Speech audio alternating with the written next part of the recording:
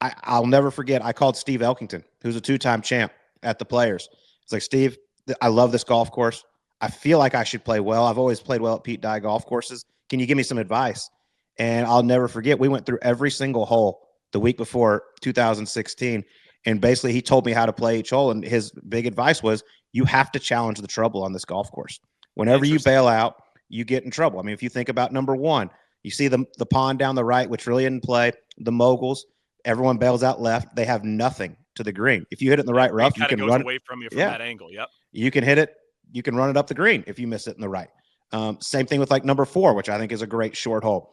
We see so many people blow it over there in the moguls left, and they have nothing over the water. If you challenge the water down the right and you end up in the fairway bunker, you still have a shot to the green.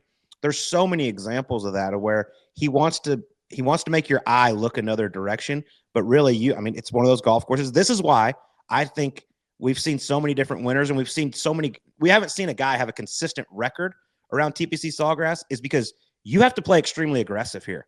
So if you're off, you're going to struggle. I don't care how good your short game is, you're really going to struggle. So he was a huge help to me going into that week. And then what do? I'm out there. I remember I'm 2 over par through 16 on Thursday. I'm like, you've got to be kidding me. This is going to be another short week here at the Players. And I birdied 8 and 9 to shoot even. And then I go out the next day and just went crazy. Was 10 under par through 17. So I birdied 12 of my last 19 holes I had played. And yeah, it was nuts. And like I said earlier, I'm a golf nerd, so I knew exactly what the course record was, and I puked all over myself. There you go. That a boy. That's exactly what we do as golfers. Right when we get to the precipice of doing something special, it's like, I'll back off a little bit. What'd you do on 18? So I hit it in the right first cut, was fine. Hit it in the front left part of the green. Pin was over on the right, up on top of the shelf. And I did the thing that I'll never forget this. I'm just like, all you got to do is 2-putt, and you have the course record. I mean, all the greats have played here. You could be the guy that has the lowest round ever. I left it like 3.5, 4 feet short, lipped out that one. Actually hit a pretty good putt. Caught the left lip, spun out, tapped in for 63, was just mortified. And I was playing alongside Bryce Mulder and William McGirt. And they come over, shake the hands. Will's like, great round. And Bryce, who's a very good friend of mine, and I don't know how well you know Bryce, but he's very sarcastic. Yeah. The first thing he says is, way to mess it up. And nice. I'm like, yeah, Bryce, I know. He goes, no, I don't care about the course record. He goes, that was the only bogey in our group today. No way. Yeah. So what'd they shoot? McGirt shot 65, and Bryce hacked it around for 67. But 1 bogey in the group. So, yeah, and then I turn my phone on, and the Seagull, Charlie Hoffman, I get nice 3-putt is the first text I see. Unbelievable. After Colt, like this is like a golf thing that I don't think anybody's ever been able to define it while we do it. Like, do you walk off that green disappointed? Oh, extremely. Okay. Yeah, because, I mean, like I said, that's history. I mean, this isn't the local Muni course record down the street, right? I mean, it's TPC Sawgrass.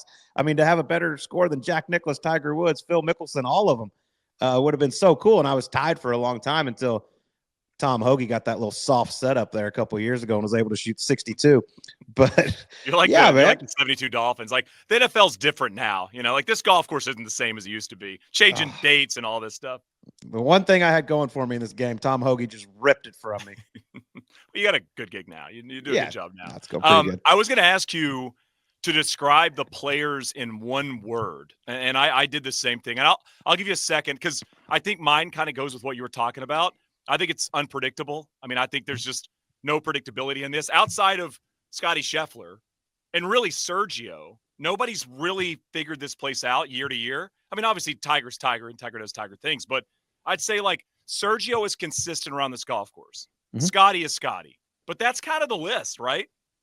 Yeah, I saw an incredible stat from Brandel Chambly the other day. He went through and he listed off probably 10 players, all massive names. I'm talking Tiger, Dustin Johnson, VJ, Phil Mickelson, Rory McIlroy, and it gave their top 10 percentage on the PGA Tour and then their top 10 percentage at the Players. And it's unbelievable how much lower that one at the Players is, just because this golf course, my word would be, it exposes you.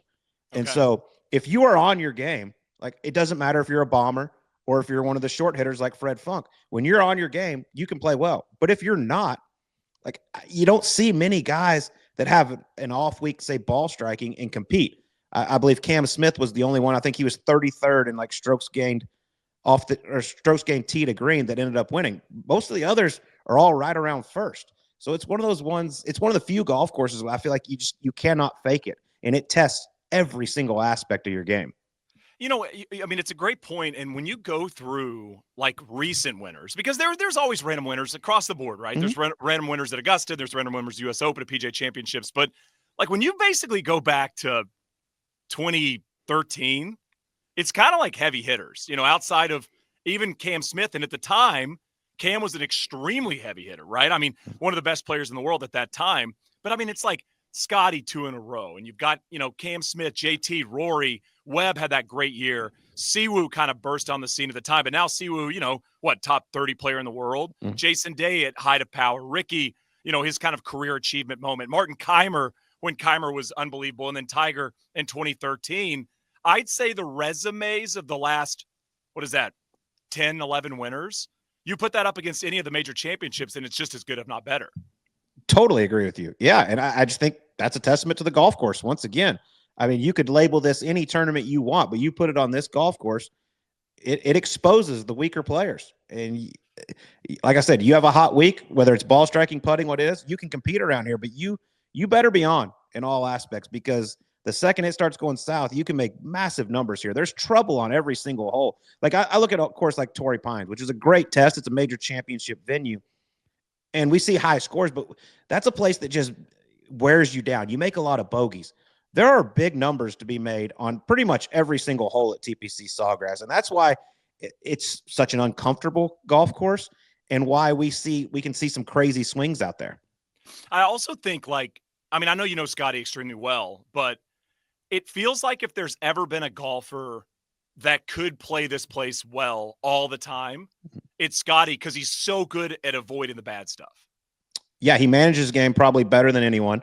I mean, I don't think people give him enough credit for how straight he hits it off the tee, and he's the best iron player in the world. So when you've got pretty narrow fairways out there that you need to hit fairways around TPC Sawgrass, and then some of the smallest greens we see in golf where you have to be extremely precise, and we get some windy conditions around here, and that's when the best ball strikers shine. It's a perfect golf course. Most golf courses are perfect for Scottie, but this is one I feel like I hadn't found a bad one for him yet. Yeah, he can separate himself though, right? Like if he is on his A game, I don't think he can be beaten this week. Like, I mean, it feels like here in Augusta, right? If he's playing great golf, he's not losing there. Yeah, totally. I mean, they thought they had him last year. He was 5 back, and he had a hurt neck, and he goes out and shoots 64.